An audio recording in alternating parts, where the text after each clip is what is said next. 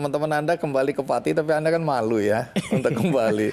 Jadi dari Bogor lontang-lantung di Jakarta, tapi kemudian bisa kerja di toko tadi. Betul. Toko apa ini?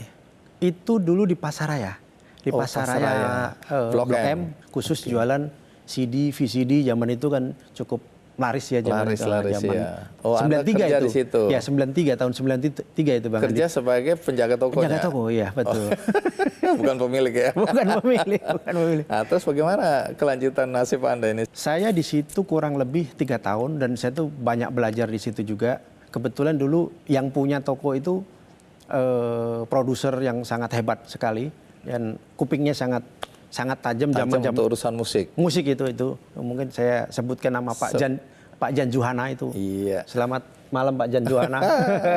Itu beliau banyak melahirkan grup band yang cukup bagus ya. Saya dulu kan fresh dear dari Rolling Stone, majalah Rolling Stone. Wih, ya, pasti beliau itu komunikasi terus ya. Iya. Itu sampai saya dipercaya sampai yang order CD apa kalau ke Singapura kemana itu saya yang dulu yang orderin semua itu. Oke, jadi Anda banyak belajar dari beliau. Banyak belajar, itu hebat, luar biasa. Dan pekerja kerasnya itu yang saya ikuti. Tapi 3 tahun, ya. Setelah 3 tahun apa yang terjadi? Setelah 3 tahun saya perlu tantangan lagi. Jadi, saya keluar jadi sales. Jadi keluar sales ke sana kemari. Sales apa ini? Sales dulu kan sudah mulai ada, alat-alat telekomunikasi ya. Bang Andi. Jadi kayak alat-alat handphone, terus apa gitu keluar itu selama 2 tahun. 98 ya pas kejadian itu justru saya mulai gitu. Kerusuhan ini ya, Mei 98. Mei 98. Terus apa yang terjadi? Saya justru itu momentum. Waktu itu nggak tahu kenapa di Blok M itu sangat aman sekali ya. Iya, yang ribut di Glodok sana, daerah sana ya. Di Glodok, di Roxy, di mana-mana. Itu di Blok M alhamdulillah saya mulai Jadi pembeli ke sana semua? Buka toko di situ, buka satu, kecil sekali Bang Andi. Jadi semacam counter gitu ya. Jadi 1x2 gitu. Itu alhamdulillah modalnya cuma 2 handphone bekas, terus alat-alat itu sekedarnya kita buka. Itu mulai ya the right time and the right place katanya orang begitu, kata orang pintar begitu. Jadi langsung sukses ini. Jadi di situ kita mulai di bawah terminal. Jadi terminal itu kan ada mallnya dulu ya. Di situ ada saya buka toko. 3 bulan saya buka lagi satu. Jadi hampir selama 4 tahun, 5 tahun di situ. Jadi berapa? Kurang lebih 20-an toko. Jadi setiap pintu itu ada counter Anda di situ. Ada toko counter saya. Namanya beda-beda. Oke, jadi sukses lah ini ya. Alhamdulillah di situ mulai berusaha di situ itu dan cukup membawa perubahan hidup.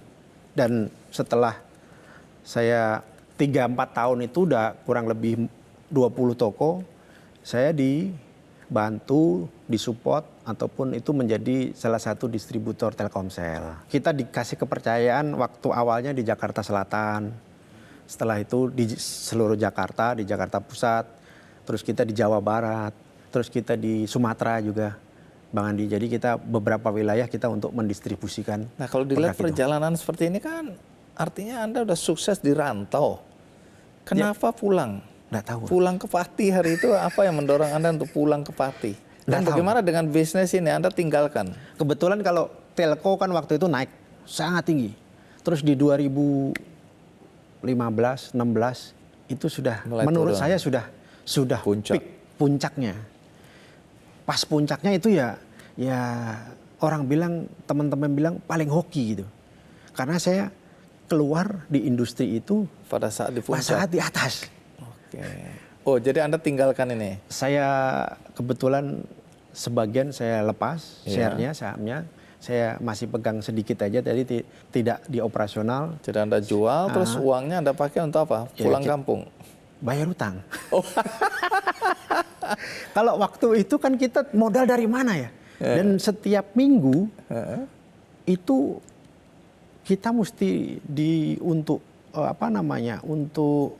menebus mengambil barang itu wajib bahwa setiap minggu ya 30, 40, setiap minggu 30, 40 miliar setiap minggu itu. Nah itu yang menurut saya kalau kita tidak ada perbankan ya setengah mati itu. Tidak ada modal dari kaki 5 gitu kan. Dikasih kepercayaan segitu terus dari mana gitu. Gitu. Tapi Anda tinggalkan dalam kondisi ya Anda masih baik-baik saja itu ya. Sangat baik waktu itu. Sangat baik. Sangat baik. Terus Anda kembali ke kampung Saya halaman. ke kampung, ada beberapa itu. Saya Untuk lihat apa? Pati ini kan ya kota kecil, tapi penduduknya sebenarnya besar ya, 1,3 juta. Itu tidak ada fasilitas hotel waktu itu. Dan itu menjadi salah satu trigger saya bahwa kalau tidak ada fasilitas, terus orang ngapain? Ini datang telur dan ayam ini. Ya, telur dan fasilitas ayam. dulu orang Atau datang orang atau orang datang dulu baru baru fasilitas. Anda akhirnya memilih.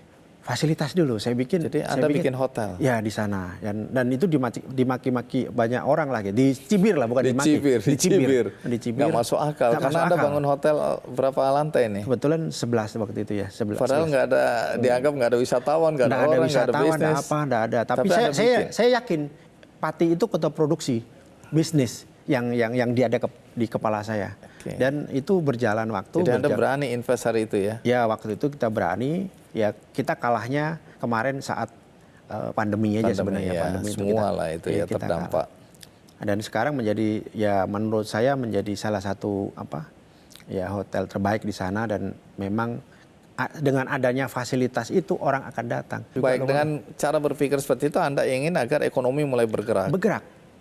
Jadi memang Pati kota karesidenan, Iya. tetapi menurut pandangan saya itu 5 karesidenan di Jawa Tengah, Pati yang agak tertinggal. Ini yang menjadi secara swasta ya, artinya kita mesti ini ada yang masuk, uang masuk, dan memang putaran di situ biar bisa. Itu ya salah satu pemikiran saya bahwa mesti ada. Jadi orang Anda datang. bangun hotel. Nah kemudian Anda sempat jadi wakil bupati ya? Betul ya. Nah itu bagaimana cerita kok Anda mulai ke birokrasi itu? Kecelakaan hidup mungkin ya, tapi itu mesti kita lalui. Itulah pengen tantangan sebenarnya. Iya. Tantangan saya juga sekarang sudah 5 tahun kita menjabat, alhamdulillah pertumbuhan waktu kami menjabat cukup baik, kemiskinan menurun, dan tentunya ini cukup baik, dan ya husnul khotimah sampai 5 tahun. Gitu. Tapi kenapa Anda nggak lanjutkan itu? Biasanya kan ingin terus atau berlanjut, tapi katanya Anda nggak mau lagi, Anda berhenti. Inilah pilihan hidup. Jadi saya pikir semua membantu daerah itu tidak mesti dengan cara politik juga, dengan jadi pejabat juga. Kita membangun dengan wirausaha, dengan sekolah, dan nanti saya bisa ceritakan masalah yang tidak ada universitas itu di Pati. Ini kan menjadi salah satu konsep menurut saya bagian daripada membangun SDM-nya, membangun manusianya itu yang Di tentunya kampung halaman. Baik, habis gitu. ini cerita ya. Awal mula Anda mulai tergerak termasuk mendirikan sekolah yang viral itu ya. Iya. Baik, kita istirahat sejenak. Ikuti terus Ki Candy. Kemudian Anda pernah sakit malaria, diobatin dengan makan daging ular sanca.